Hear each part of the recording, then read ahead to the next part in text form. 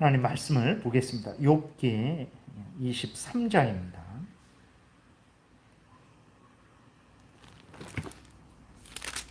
욥기 23장 1절부터 17절까지 교독하겠습니다. 욥기 23장 1절부터 17절입니다. 교독하겠습니다. 욥이 대답하여 이르되 오늘도 내게 반항하는 마음과 근심이 있나니 내가 받는 재앙이 탄식보다 무거움이라.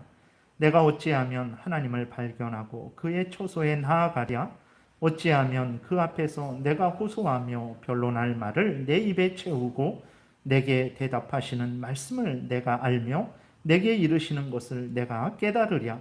그가 큰 권능을 가지고 나와 더불어 다투시겠느냐? 아니로다. 도리어 내 말을 들으시리라. 거기서는 정직한 자가 그와 변론할 수 있은즉 내가 심판자에게서 영원히 벗어나리라. 그런데 내가 앞으로 가도 그가 아니 계시고 뒤로 가도 보이지 아니하며 그가 왼쪽에서 일하시나 내가 만날 수 없고 그가 오른쪽에서 돌이키시나 배울 수 없구나. 그러나 내가 가는 길을 그가 아시나니 그가 나를 단련하신 후에는 내가 순금같이 되어 나오리라. 내 발이 그의 걸음을 바로 따랐으며 내가 그의 길을 지켜 치우치지 아니하였고 내가 그의 입술에 명령을 어기지 아니하고 정한 음식보다 그의 입의 말씀을 귀히 여겼도다. 그는 뜻이 일정하시니 누가 능히 돌이키랴. 그의 마음에 하고자 하시는 것이면 그것을 행하시나니 그런즉 내게 작정하신 것을 이루실 것이라. 이런 일이 그에게 많이 있느니라. 그러므로 내가 그 앞에서 떨며 지각을 얻어 그를 두려워하리라. 또 하나님이 나의 마음을 약하게 하시며 전능자가 나를 두렵게 하셨나니 이는 내가 두려워하는 것이 어둠 때문이나 흑암이 내 얼굴을 가렸기 때문이 아니로다. 아멘. 기도드리겠습니다. 살아계신 하나님 감사합니다. 이 시간 하나님의 말씀을 전하고 듣습니다. 성령께서 역사하셔서 우리를 향한 하나님의 뜻을 밝히 잘 깨달아 알게 도우소서. 하나님이 알려주시는 대로 또 잘 믿고 따르게 도우소서. 이 시간 온전히 주장하여 주시기를 간절히 바라고 예수 그리스도의 이름으로 기도드렸습니다. 아멘. 오늘 본문에서는 이제 욥이 하나님의 그 섭리의 다스림을 인정하고 있는 것을 우리가 발견을 하게 됩니다. 그래서 자신에게 일어난 그 모든 일들, 모든 재산을 약탈당하고 또 10명의 아들, 딸들이 죽임을 당하고 자신은 심각한 질병에 걸려서 말할 수 없는 재앙을 당하고 있는데 자신에게 일어난 이 모든 일들이 우연히 일어난 것도 아니고 또 목적 없이 일어난 일도 아니고 사람에 의해서 되어진 것도 아니고 살아계신 하나님께서 하나님의 뜻대로 계획대로 자신을 주관하시고 다스리시는 과정이라는 것을 욥이 분명하게 고백을 하고 있는 것을 우리가 또 발견하게 됩니다. 그래서 욥은 이러한 하나님의 섭리하심을 굳게 믿고 하나님이 섭리하시기 때문에 다른 어떤 헛된 것을 의지하지 않고 하나님 앞에 나아가서 자신의 미래에 대한 답을 이제 찾고자 하고 있는 것이죠. 물론 이렇게 또 하나님의 뜻이 이루어지는 과정 중임을 분명하게 욥이 고백을 하고 있을지라도 또 그 과정 속에서 자신이 감당해야 되는 그 어려운 상황에 대한 탄식도 함께 고백하고 있는 모습을 우리가 또 발견하게 됩니다. 근데 문제는 이제 무엇이냐면 욥의 친구들은 이러한 하나님의 섭리하심을 전혀 인정하고 있지 않았다라는 거죠. 하나님이 하나님의 뜻대로 복을 주셨다가 그 복을 거두기도 하시고 복만 아니고 화도 주신다라는 믿음이 이제 그 욥의 친구들에게는 없었어요. 욥의 친구들은 모든 인생은 인간하기 나름이다라는 그러한 생각을 가지고 있었습니다. 그래서 인간이 잘하면 복을 받고 인간이 못하면 벌을 받는다는 그런 기계적인 그러한 생각이었어요. 그러니까 하나님이 인간이 잘해도 때로는 하나님의 뜻 가운데, 주권 가운데 인간이 하나님을 잘 섬겨도 재앙을 당할 수도 있고 또 악한 인간이 악인이 하나님을 거역하고 대적해도 하나님의 뜻 가운데 이 땅에서는 일시적으로 복을 받을 수도 있는데 그것은 왜 그러냐면 모든 인생이 인간에 의해서 되어지는 것이 아니라 살아계신 하나님의 주권 가운데 되어지는 것이기 때문에 그렇죠. 근데 이 하나님의 주권 가운데 하나님이 모든 인간들을 주관하시고 다스리신다라는 것을, 복도 주시고 복을 거두기도 하시고 복만 주실 뿐 아니라 화도 주신다라는 이런 하나님의 섭리의 역사를 이제 욥의 친구들은 부인을 했던 거죠. 그러니까 모든 것을 인간 중심으로 생각하고 인간 중심으로 해결을 하려고 했어요. 그래서 욥에게 이렇게 그 조언을 하는 것도 보게 되면 이제 욥이 하나님께로 돌아가서 하나님 앞에서 지극정성을 다하면 이제 하나님이 그 욥을 다시 회복시켜 주신다라는 차원으로만 이제 조언을 하는 거죠. 그리고 반대로 모든 것을 인간 중심으로 풀려고 하니까 모든 책임을 인간에게 돌리는 거예요. 그래서 인간에게 과도한 그러한 책임을 씌워서 정죄하고 괴롭히는 그러한 잘못을 욥의 친구들이 범했던 거죠. 물론 인간의 책임을 무시해도 된다는 것이 아닙니다. 중요한 것은 인간의 자유로운 삶이, 우리의 자유로운 삶이 하나님의 절대 주권 아래에 있다라는 것을 우리는 늘 잊지 말아야 한다는 거예요. 우리들의 인생도 욥과 같이 하나님의 섭리하심에 의해서 붙들린 인생임을 우리는 늘 잊지 말아야 됩니다. 우리들의 인생은 우연히 시작된 인생도 아니고 목적 없이 시작된 것도 아니고 사람에 의해서 시작된 것도 아닙니다. 하나님께서 하나님의 뜻대로 시작하신 거예요. 그렇죠. 우리들이 태어날 때 내가 태어나겠습니다. 내가 뭐 2022년도 서울 땅에 태어나겠습니다. 라고 하나님 앞에 먼저 말하고 태어난 거 아니에요. 태어나니까 2022년도고 이 서울 땅이고 내가 이 가정에서 남자로 또 여자로 이렇게 태어난 것을 발견할 뿐이죠. 이 모든 것들이 하나님의 주권하에 되어진 것을 우리에게 알려주고 있는 거죠. 그리고 지금의 삶도 마찬가지입니다. 우리들이 원하는 대로 여기까지 온 것 같지만 사실은 그러지 않죠.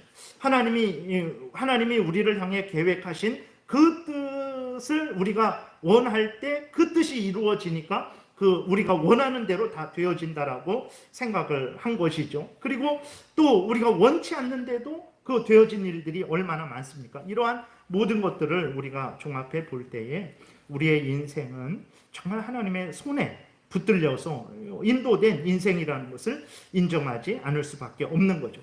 이것을 분명히 우리가 믿고 고백을 해야 됩니다. 그래야 어떤 형편 처지이든지 하나님을 향할 수 있고 하나님을 의지할 수 있고 또 힘들고 어려운 이 욥과 같은 절망적인 상황 속에서도 낙심하지 않고 고꾸라지지 않고 정말 오늘 본문에서 우리가 살펴보겠지만 간절히 하나님을 찾고 하나님 앞에 나아가서 그 모든 도우심과 위로하심을 담대히 구할 수 있게 되는 것입니다. 그래서 정말 우리들의 인생은 하나님의 손에 붙들린 인생이라는 것을 우리가 분명하게 그렇게 믿어야 되겠습니다.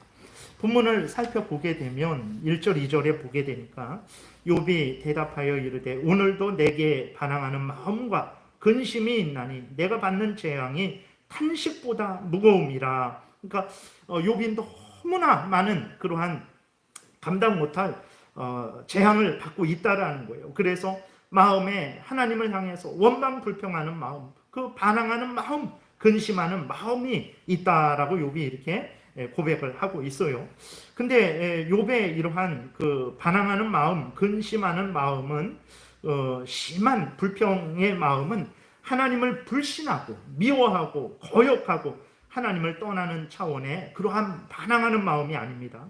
하나님이 살아계셔서 온 천지 만물과 자신의 모든 인생을 주관하시고 다스리신다라는 것을 믿고 고백하면서도 하나님이 주시는 재앙을 받고 감당해야 되니까 그러한 과정 중에 인간으로서 느끼는 괴로움과 고통에 대한 표현인 거예요. 그러니까 이러한 욥과 같이 하나님을 향해서 때로 힘들고 어려울 때 불평하고 원망했던 것은, 근데 그것을 하나님을 미워하고 또 하나님을 떠나고자 하는 그런 악한 마음으로 불평하고 원망하는 것이 아니라 정말 하나님의 주권과 하나님의 섭리를 인정하면서도 지금 당장에 너무 괴롭고 힘들어서 그렇게 하나님을 향해서 불평하는 것은 성경에 보게 되면 모든 하나님의 택한 백성들이 함께 가졌던 마음이죠. 그러니까 그것이 옳다라는 게 아니라 참 인간의 한계를 하나님이 드러내시는 거예요. 민수기 11장에도 보게 되면 이스라엘 백성들이 광야에서 고기를 먹지 못한다고 모세를 향하여 원망불평할 때, 그때 모세가 하나님을 향해서 이렇게 모세도 원망불평을 해요. 11절부터 보게 되니까 모세가 여호와께 여짜오되 어찌하여 주께서 종을 괴롭게 하시나이까? 어찌하여 내게 주의 목전에서 은혜를 입게 아니하시고 이 모든 백성을 내게 맡기사 내가 그 짐을 지게 하시나이까? 이 모든 백성을 내가 배웠나이까? 내가 그들을 낳았나이까? 어찌 주께서 내게 양육하는 아버지가 젖먹는 아이를 품듯 그들을 품에 품고 주께서 그들의 열조에게 맹세하신 땅으로 가라 하시나이까? 이 모든 백성에게 줄 고기를 내가 어디서 얻으리이까? 그들이 나를 향하여 울며 이르되 우리에게 고기를 주어 먹게 하라 하온즉 책임이 심히 중하여 나 혼자는 이 모든 백성을 감당할 수 없나이다. 주께서 내게 이같이 행하실진대 구하옵나니 내게 은혜를 베푸사 즉시 나를 죽여 내가 고난당함을 내가 보지 않게 하옵소서라고 이렇게 모세도 하나님을 향해서 이 정도로 원망을 해요. 놀랍죠? 그럼에도 불구하고 우리는 모세가 이렇게 하나님께 원망불평할 때 모세가 하나님을 미워하고 싫어해서 하는 원망불평이 아니라는 것을 우리는 분명히 알고 있죠. 누구보다도 모세는 하나님을 사랑하지만 근데 자기에게 지금 닥친 그 무게가 짐이 너무 무겁고 크니까 감당 못해서 이러한 원망불평을 한 것이죠. 욥도 마찬가지입니다. 여전히 욥은 하나님을 신뢰하고 있었고 하나님이 자신의 하나님이라는 것, 자신의 구원자라는 것, 자신의 아버지 되신다라는 것을 분명히 믿고 있었어요. 그럼에도 불구하고 사실 그 모든 재산을 다 잃어버렸고 그 다음에 10명의 아들, 딸들이 다 죽었고 그 다음에 자신은 심각한 질병에 걸려있고 절망하지 않을 사람이 어디 있겠습니까? 그러니까 욥도 인간인지라 하나님의 뜻은 알지만 그 뜻을 감당하는데 너무 힘들어서 이제 욥이 하나님을 향해서 원망불평한 것이라는 것을 우리가 기억해야 되겠습니다. 이렇게 욥이 불평하고 원망하지만 욥은 하나님께 나아가 하나님의 은혜를 구하고자 하는 간절한 믿음을 굳게 가지고 있었던 것도 우리는 또 그 밑에 부분을 보면서 확인을 할 수 있죠. 욥은 어떻게 해서든 하나님을 만나려 하고 하나님 앞에 나아가 자신의 어려움을 토로하고 은혜를 구하고자 합니다. 3절부터 5절에 보게 되니까 내가 어찌하면 하나님을 발견하고 그의 처소에 나아가랴? 어찌하면 그 앞에서 내가 호소하며 변론할 말을 내 입에 채우고 내게 대답하시는 말씀을 내가 알며 내게 이르시는 것을 내가 깨달으랴? 라고 이렇게 간절히 탄식을 하고 있는 거예요. 그러니까 욥이 그렇게 말할 수 없는 재앙을 당했는데도 불구하고 여전히 하나님을 의지하고 있고 그 모든 해결은 하나님에 의해서만 된다는 것을 분명하게 믿고 있었던 거죠. 그래서 욥은 어떻게 해서든 하나님 앞에 나아가려고 했던 거예요. 어떻게 해서든 하나님을 만나려고 했던 거예요. 그래서 그 4절에 내가 호소하며 변론한 말을 내 입에 채운다. 정말 하나님을 만나서 하나님 앞에 그 하고 싶은 말을 가득 가지고 있다라는 거예요. 그래서 정말 하나님이 자기에게 대답하시는 그러한 말씀을 듣고 내가 깨닫고 하나님을 더 섬기고 또 이 어려움을 해결하고자 하는 그러한 마음을 고백을 하고 있는 거죠. 그리고 그렇기 때문에 우리도 마찬가지입니다. 힘들고 어려울 때 사람을 찾지 마시고 세상을 의지하지 마십시오. 세상으로 가지 마시고 욥처럼 이렇게 하나님을 찾고 하나님만 의지하시기를 바랍니다. 그리고 욥은 이제 하나님께서 자신을 박대하시지 않고 자신을 만나 주시고 자신의 말을 들어주시고 자신의 억울함을 풀어주실 것이라는 그 분명한 믿음을 기대를 하고 있는 것을 알 수 있어요. 6절 7절에 보게 되니까 그가 큰 권능을 가지고 나와 더불어 다투시겠느냐? 아니로다. 도리어 내 말을 들으시리라. 거기서는 정직한 자가 그와 변론할 수 있은즉 내가 심판자에게서 영원히 벗어나리라 라고 이렇게 고백을 하고 있는 거예요. 그러니까 이제 하나님께서 그렇게 욥이 하나님을 찾으며 하나님의 도우심을 간구하고 있는데 하나님께서 이러한 자신을 박대하지 않으실 것이다. 하나님께서 친절히 자기의 말을 들어주실 것이다. 그래서 하나님이 그 욥을 정죄하는 친구들, 욥을 심판하는 그 악한 심판자들로부터 영원히 벗어나게 해주실 것이다 라고 이렇게 하나님에 대한 분명한 믿음을 가지고 있는 거예요. 참 대단한 믿음이죠. 지금 하나님에 의해서 재산이 다 약탈당했어요. 하나님에 의해서 약탈당한 것입니다. 하나님에 의해서 10명의 아들, 딸들이 다 죽었습니다. 하나님에 의해서 자신에게 심각한 질병이 걸린 거예요.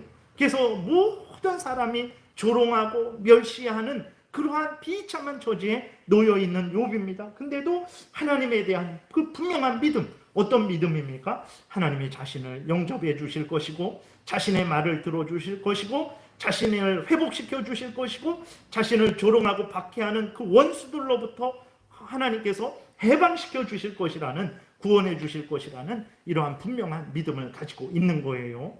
우리 그리스도인들이 이런 하나님이라는 것을 분명하게 믿고 하나님을 이렇게 믿고 섬겨야 됩니다. 그리스도인들 중에서도 하나님을 믿고 섬길 때 하나님을 너무 엄하신 분으로만 생각하는 경우가 종종 있습니다. 하나님은 매우 냉정하시고 인간들의 형편 사정, 우리들의 형편 사정은 전혀 고려하시지 아니하시는 그런 분으로 하나님을 믿고 섬기는 그러한 그리스도인들이 종종 있죠.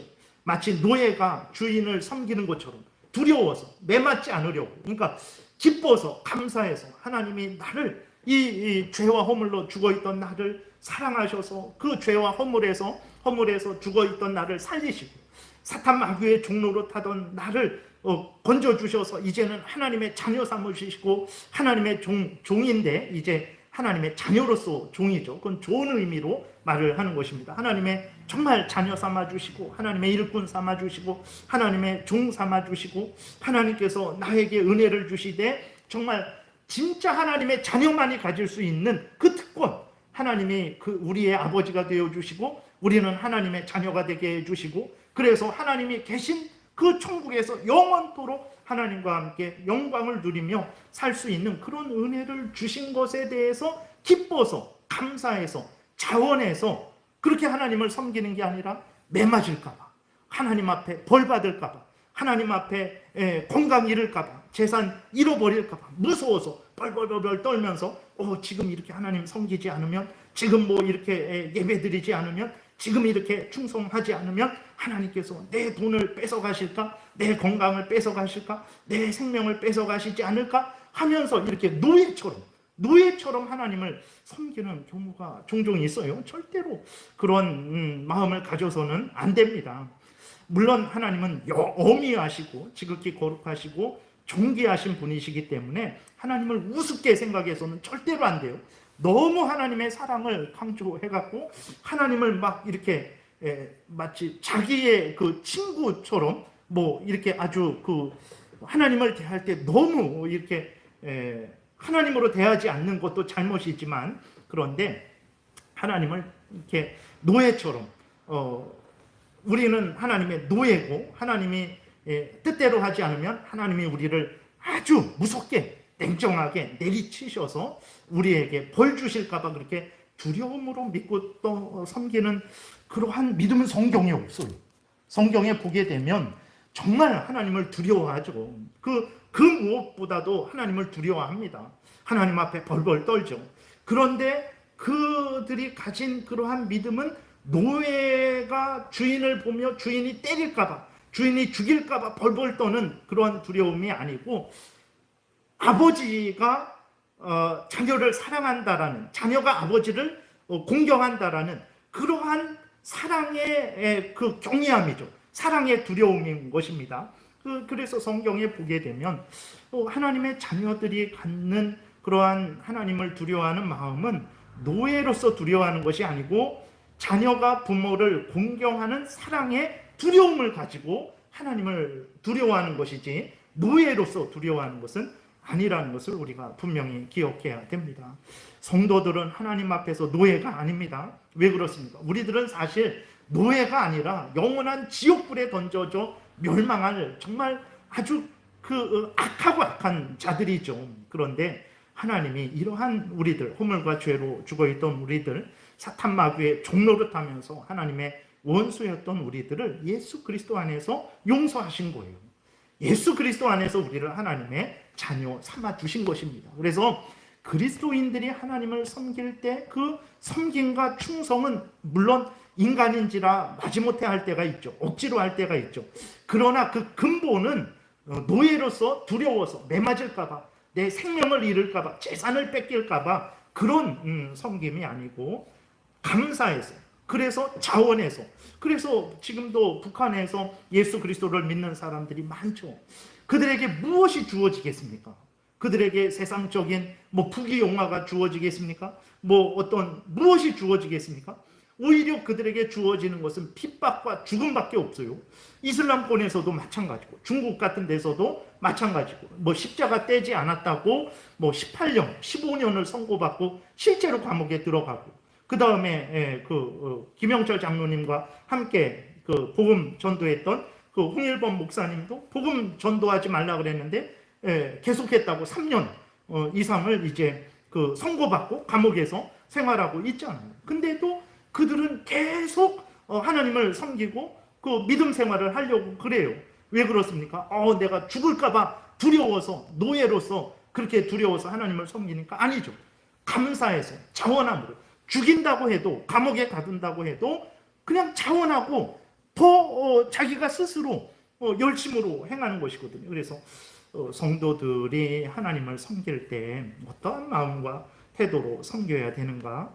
그것은 정말 예수 그리스도 안에서 하나님이 우리를 자녀 삼아 주시고 우리의 아버지 되어 주셨다는 것을 굳게 믿고 하나님을 섬겨야 되는 거예요. 그래서 욥이 지금 하나님 앞에 이런 믿음을 가질 만한 상황은 아닙니다. 인간적으로 보게 되면 모든 재산과 또 10명의 아들, 딸들 다 잃어버렸죠.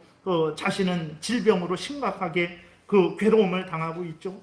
근데도 욥은 하나님에 대한 믿음, 하나님이 자신을 사랑하시고 또 자신을 받아주실 것이고 자신을 또 회복시켜 주실 것이고 구원해 주실 것이라는 그러한 믿음을 가진 거예요. 그러니까 하나님의 자녀들에게 주는 믿음은 이러한 믿음입니다. 그렇기 때문에 우리가 예수 그리스도 안에서 언제든지 하나님 앞에 담대하게 나아갈 수 있는 믿음을 가졌다는 것을 우리가 기억하고 정말 하나님을 믿고 섬길 때 하나님을 너무 가볍게, 절대 그래서는 안 되죠.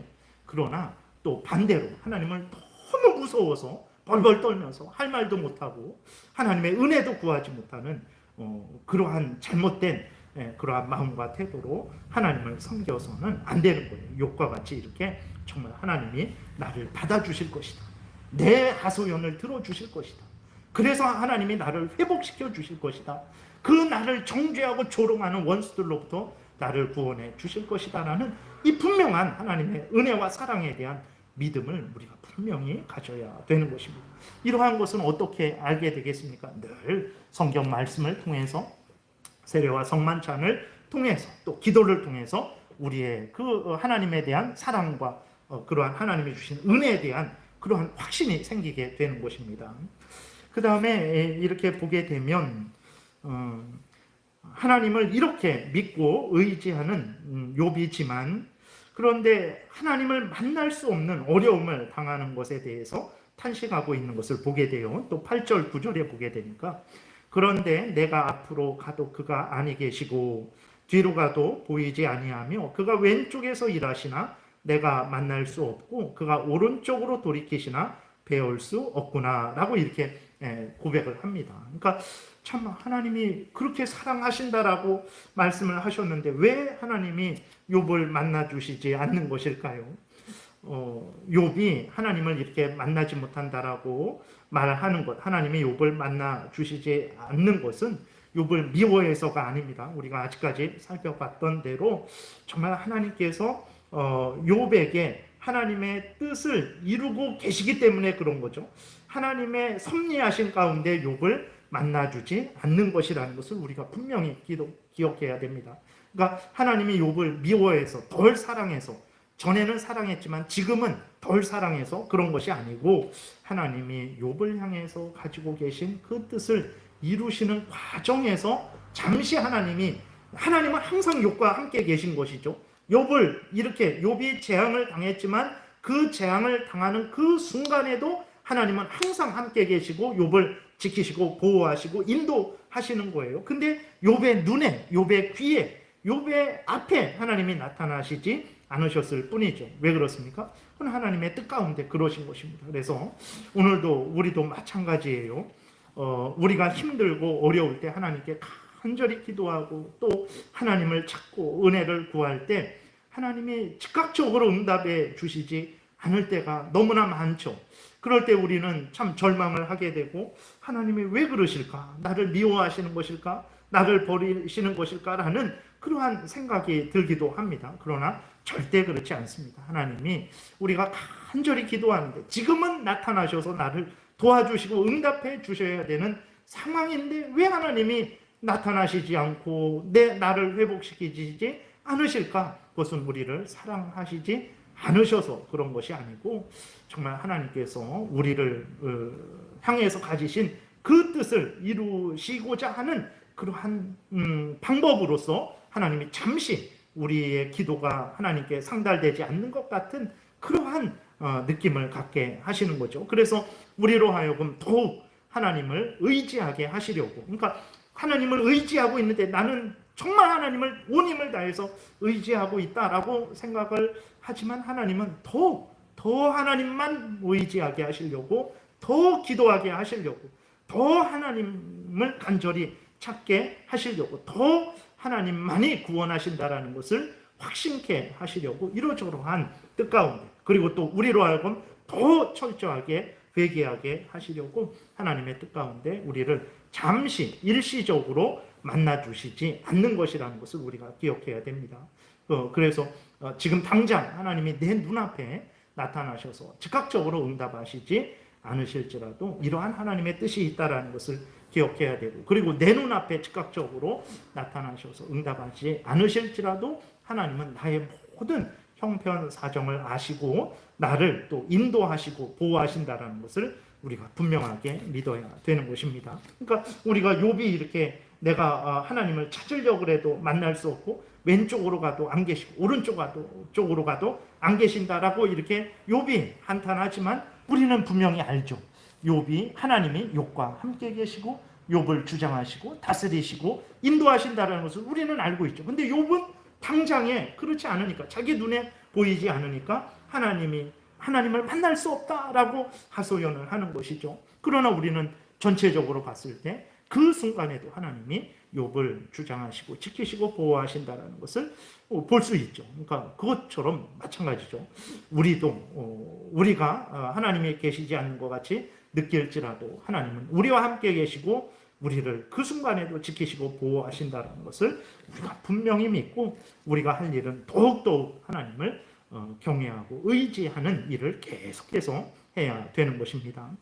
그 다음에 10절에 보게 되면 욥은 다시 하나님에 대한 분명한 그러한 믿음, 자기를 향한 분명한 계획이 있으시고 그 계획을 이루고 계시다라는 것을 고백을 하고 있어요. 10절에 그러나 내가 가는 길을 그가 아시나니 그가 나를 단련하신 후에는 내가 순금같이 되어 나오리라 라고 이렇게 말을 하고 있습니다. 지금은 너무나 힘들고 어렵고 하나님을 만나고자 오른쪽으로 가고 왼쪽으로 가도 하나님이 만나 주시지 않고 정말 내일이 보이지 않고 정말 절망의 절망 속에 탄식할 수 없는 그런 상황이지만 하나님은 나의 이 상황을 아신다.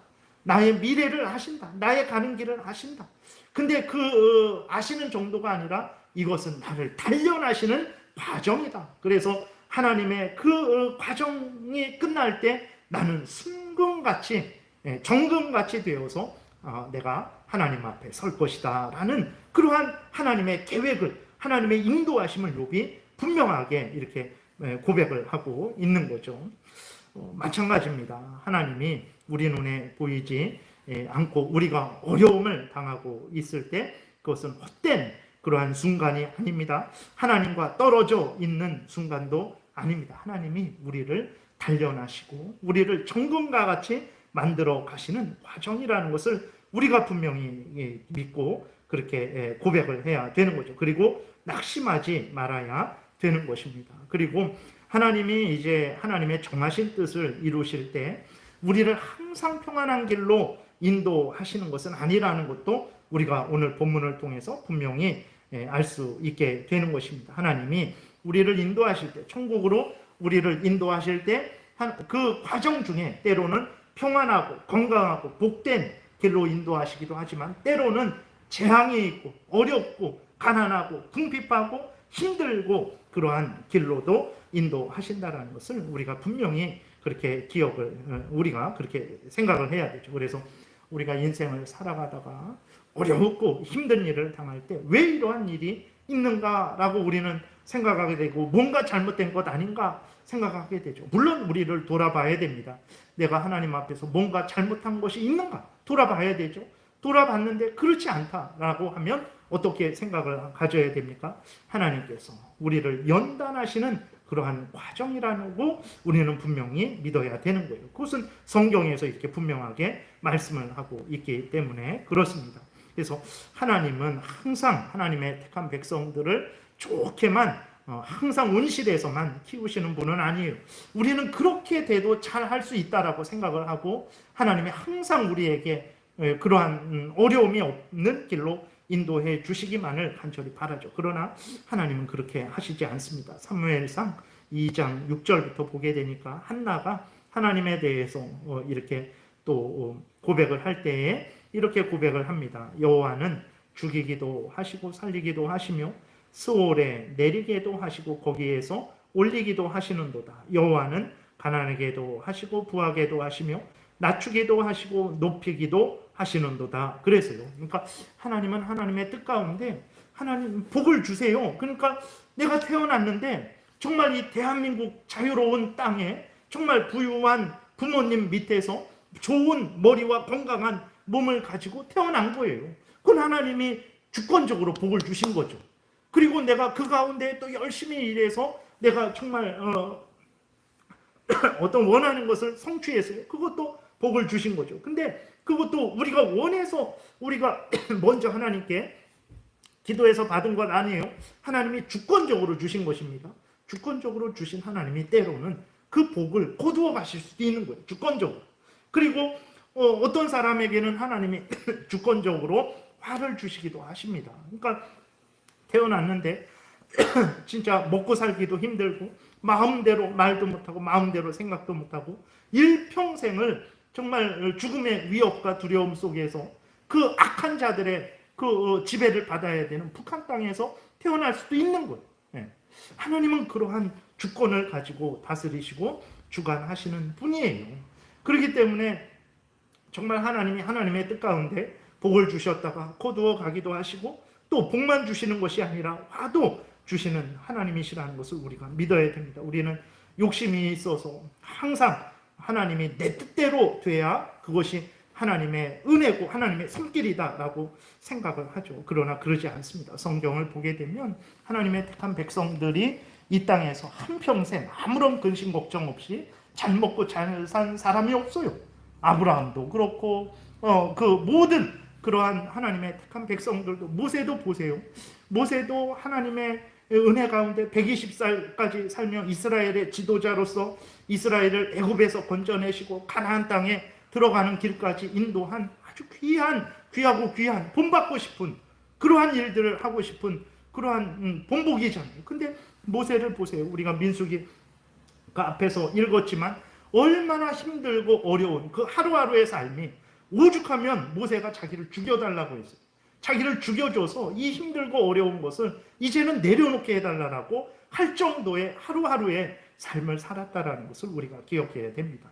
그래서 정말 이렇게 하나님이 마치 예수 그리스도를 믿으면 범사가 잘 되고 모든 육신도 모든 질병도 다 정말 다 깨끗이 치유된다라는 헛된 소망을 주는 그러한 잘못된 그러한 생각에 우리가 빠지지 말아야 됩니다. 우리의 현실이 그렇습니까? 정말 하기 싫은데도 억지로 해야 될 때가 얼마나 많고 정말 힘들고 어려운데도 감당해야 될 때가 얼마나 많습니까? 근데 사람들에게 마치 헛된 사상을 넣어주는 거죠.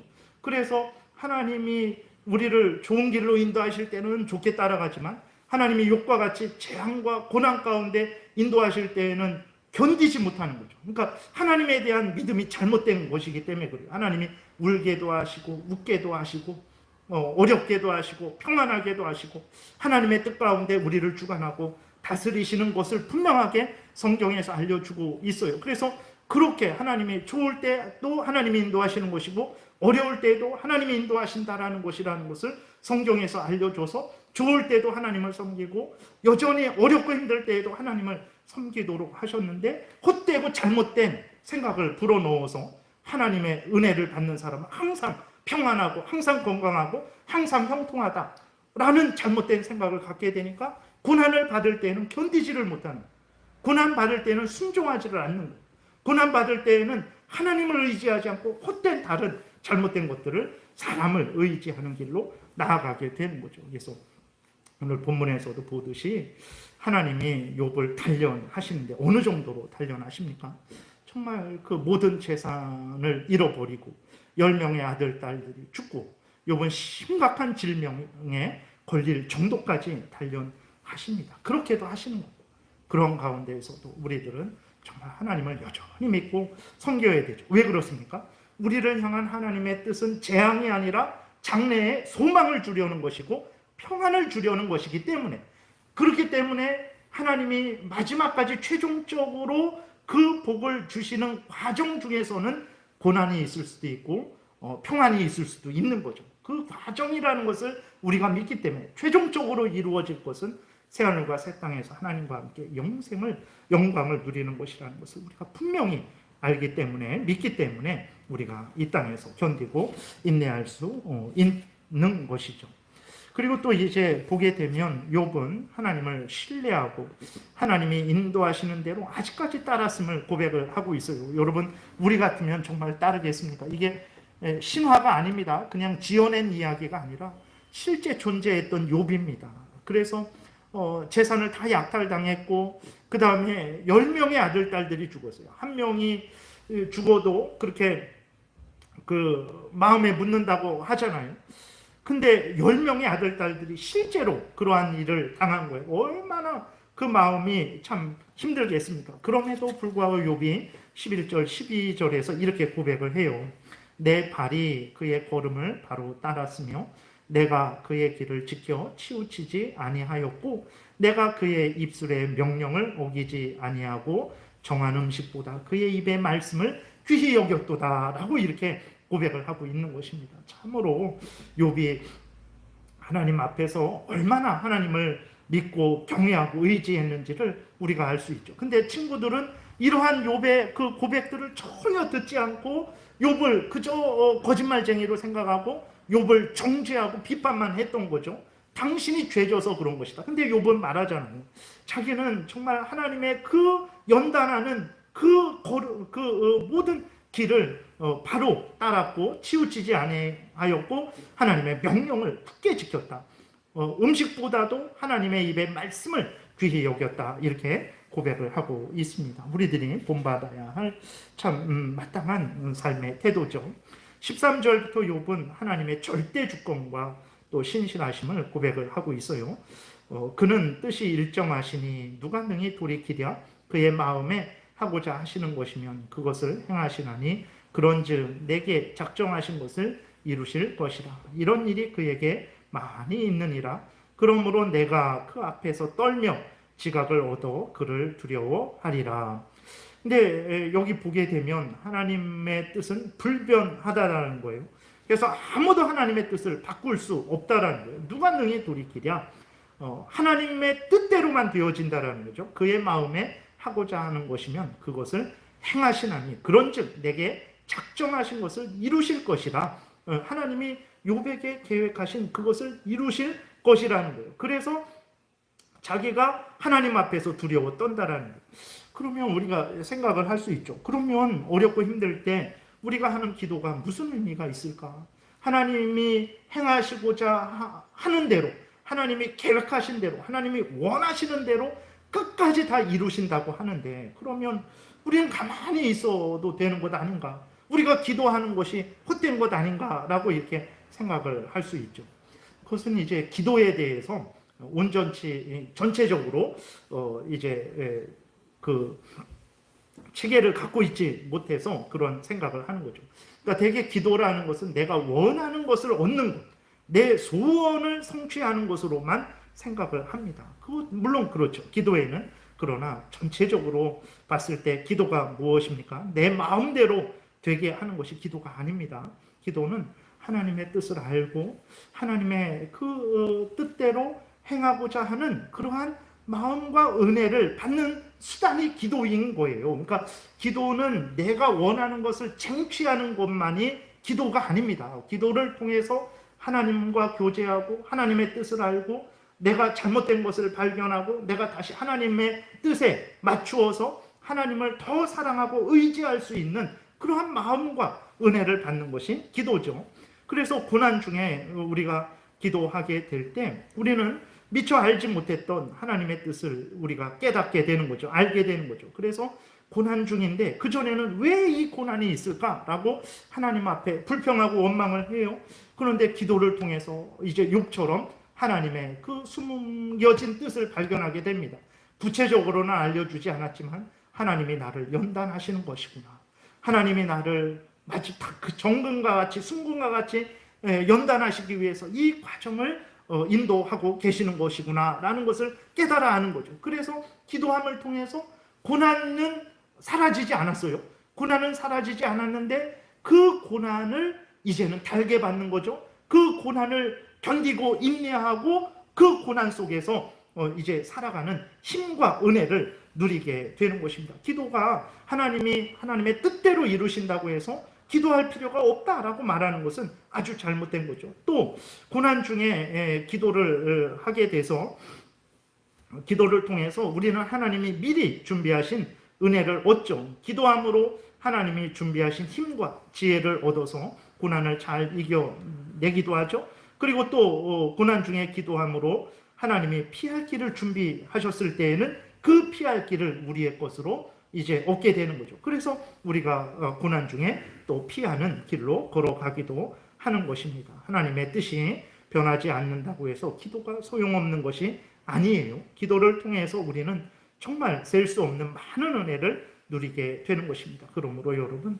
항상 기도하시고 자주 기도하시고 소망 중에 믿음으로 간절히 기도하십시오. 하나님의 크신 은혜가 임하게 될 것입니다. 그리고 끝부분에 보게 되면 16절, 17절에 하나님이 나의 마음을 약하게 하시며 전능자가 나를 두렵게 하셨나니 이는 내가 두려워하는 것이 어둠 때문이나 흑암이 내 얼굴을 가렸기 때문이 아니로다. 그러니까 욥은 하나님의 절대 주권을 이제 고백을 하고 있는 거예요. 그리고 그 절대 주권 앞에서 하나님 앞에서 겸손히 고개를 숙이고 있는 것을 보게 됩니다. 이것이 참된 경건이죠. 하나님을 바로 알고 하나님 앞에 바로 무릎 꿇는 바로 그런 올바른 그러한 마음과 태도인 것입니다. 그럼에도 불구하고 앞에서 말씀드렸던 대로 하나님이 우리 마음을 약하게 하시고 우리를 두렵게 하신다고 해갖고 두려워할 거 없습니다. 왜 그렇습니까? 우리를 향한 하나님의 뜻은 재앙이 아닙니다. 평안이요 장래에 소망을 주시는 것이기 때문에 그렇습니다. 그리고 말씀드린 대로 이제 하나님은 누굽니까? 예수 그리스도 안에서 우리의 아버지가 되셨어요. 육신의 아버지도 아들이 떡을 달라 하는데 돌을 주고 생선을 달라 하는데 뱀을 주는 그런 아버지 없습니다. 하물며 하늘에 계신 하나님 아버지께서 우리를 장난감처럼 갖고 노시고 우리를 아주 멸망으로 이렇게 던져 넣으시겠습니까? 절대로 그러지 않다라는 것을 우리는 분명히 믿어야 되는 것입니다. 그러므로 우리는 하나님이 절대 주권으로 우리를 인도하시고 다스리신다고 하실 때에 노예처럼 주인이 그 악한 주인이 그러한 노예를 핍박하고 그렇게 노예를 마음대로 행하는 것처럼 하나님이 그렇게 하시는 것이 아닙니다. 예수 그리스도 안에서 우리의 아버지 되신 하나님, 우리를 자녀 삼으신 하나님이 우리로 하여금 정결하게 거듭나게 하시고 또 천국에서 하나님과 함께 영생을 누리게 하시기 위한 그러한 인도라는 것을 우리가 분명히 믿어야 됩니다. 그래서 절대로 여러분 이제 그리스도인의 삶은 절대로 저주받은 그러한 길로 저주받은 방향으로 나아가는 것이 아닙니다. 천국을 향해서 나아가는 거예요. 근데 그 과정 중에 어렵고 힘들 수도 있어요. 어느 정도로 어렵고 힘드냐? 욥처럼 어렵고 힘들 수도 있습니다.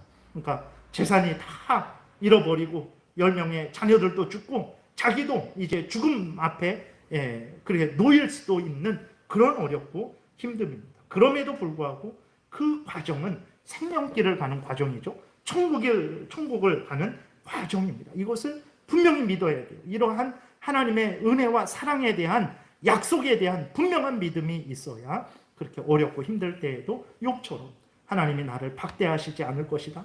하나님이 나를 반드시 영접해 주실 것이다. 내 기도를 들으실 것이다. 나를 회복시키실 것이다. 원수들에게서 나를 구원할 것이다.